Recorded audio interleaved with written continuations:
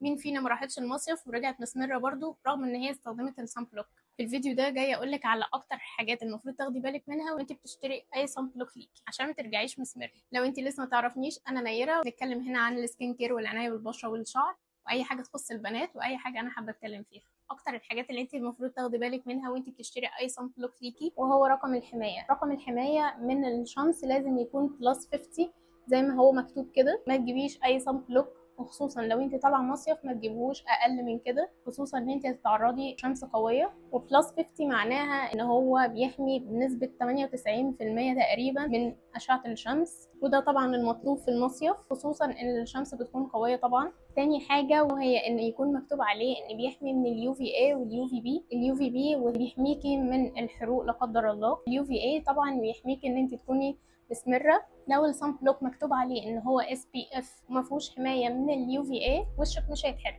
بس هترجعي من المصيف سمراء فحمه. اتاكدي دايما ان عليه رسمه اليو في اي اليو في بي، او اليو في اي مرسومه جوه دايره كده، مرسوم عليه بي اي وفي بلس كتير كده. مثلا الصن بلوك ده مكتوب عليه يو في اي ويو في بي، واليو في اي حاططها في دايره كده.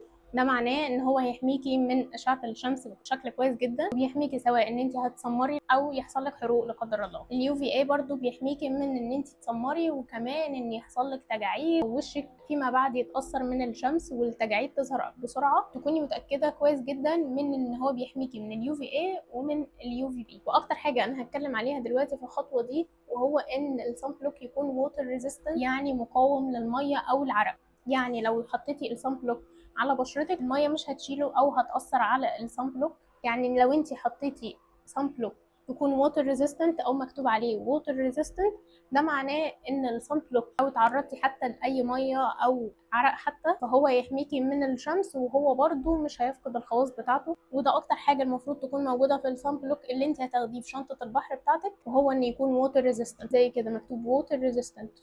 حاجه كمان اللي انا محتاجه اتكلم عنها وهو قوام الصن بلوك. اي صن بلوك بتستخدميه ما ينفعش يكون خفيف قوي زي مثلا اللي انت بتخرجي بيه مشاوير سريعه او بتروحي بيه الجامعه، اللي هو بيكون جل وخفيف كده. ده مش هينفع خالص لو انت طالعه مصيف او رايحه البحر، لان احنا محتاجين الصن بلوك يكون قوامه تقيل او عباره عن كريم تقدري تفرديه على بشرتك بشكل كويس، ما يكونش خفيف كده عشان يعمل طبقة عازلة على بشرتك وتقدر تحميكي من الشمس بشكل كويس. تعالي لي بقى في غلطات احنا بنعملها لما بنيجي نستخدم اي صن بلوك، وفي بنات بشوفها كتير جدا بتعملها. اول حاجه وان هي بتحط الصن بلوك وتنزل على طول عادي تتعرض للشمس. ده ما ينفعش خالص. لو انت هتستخدمي صن بلوك لازم تستخدميه على الاقل قبل ما تنزلي 15 ل 20 دقيقه علشان يكون مفعوله اشتغل وتقدري تتعرضي عادي للشمس عشان الجلد حتى يقدر ان هو يمتصه.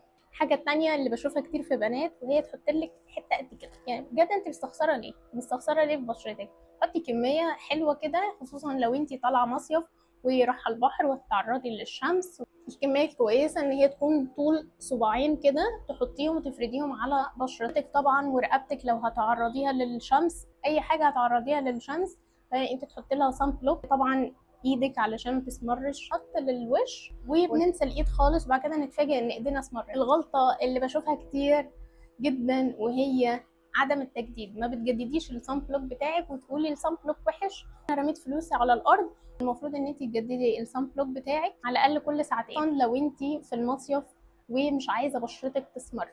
عارفه ان في بنات كتير جدا مش بتجدد كل ساعتين، بس لو انت طالعه المصيف تتعرضي لشمس قويه طول النهار وكمان للبحر فلازم غصب عنك هتجدديه كل ساعتين. الحاجات اللي بتكون موجوده في السوق وسعرها اقتصادي شويه هي زي بوباي لوشن. ده بيكون حجمه كبير وكمان مقاوم للميه، سعره ممتاز جدا، تقدري تحطيه على بشرتك او على جسمك. كولاجرا لوشن وده من الحاجات الاقتصاديه برضو. لو هنعلى بالسعر شويه ديرماتيك سان سكرين بيحميكي من اليو في اي واليو في بي. انا استخدمت ميلا تايم، ده كان ممتاز جدا، وبصراحه في كل الحاجات اللي انا قلت لك عليها في الفيديو ده ان هو بلس 50 وكمان بيحميكي من اليو في اي واليو في بي. ووتر ريزيستنت فهيكون ممتاز جدا لو انت هتسافري مصيف. مكتوب ان هو لجميع انواع البشره فهو هيكون ممتاز جدا. لو هنعلى بالسعر طبعا شويه في لاروش بوزيه صن بلوك لا يعلى عليه. لا قدر الله بقى انت نسيتي تستخدمي الصن بلوك وحصل لك التهاب مثلا من الشمس ورجعتي الاوضه مش عارفه تعملي ايه، تكوني واخده معاكي جل صبار يكون اصلي تقدري تحطيه على بشرتك. طبعا الجل صبار تكوني حاطاه في التلاجة علشان يكون ملطف للبشرة. تكوني واخدة معاكي ماكرو بانسينول أو بانسينول أو سيكا كريم، أي نوع سيكا علشان يلطف البشرة. والسيكا كريم في براندات كتير جدا في السوق فيها سيكا كريم، تقدري تستخدمي أي نوع انت تحبيه. الحاجات دي يفضل انها تكون في الشنطة معاكي في السفر عشان تلحقك لو لا قدر الله حصل لك اي التهاب من اشعه الشمس، وتقدروا تطلعوا تتبسطوا عادي جدا لو هتستخدمي صن بلوك وهتتبعي الحاجات اللي انا قلت لك عليها. اهم حاجه يفضل ان انت ما تتعرضيش لشمس قويه جدا في وقت الظهر من 12 ل 3 الظهر. يفضل ان انت تبعدي عن الشمس شويه في الوقت ده علشان الشمس بتبقى في الوقت ده في اقصى قوتها. ممكن تقسمي في الوقت ده ان انت ترتاحي شويه وتبعدي عن الشمس، تروحي تاكلي، تروحي تعملي اي حاجه، المهم تبعدي عن الشمس في الفتره دي. ولو انت لسه هتروحي المصيف قولي لي هتروحي فين. لو استخدمتي صن بلوك او صن سكرين عجبك قولي لي في الكومنتات رايك فيه ايه. متنسيش تعملي لايك للفيديو ده وسبسكرايب القناه عشان تتابعيني فيديوهات تانية كتير. بحبكم واجازه سعيده.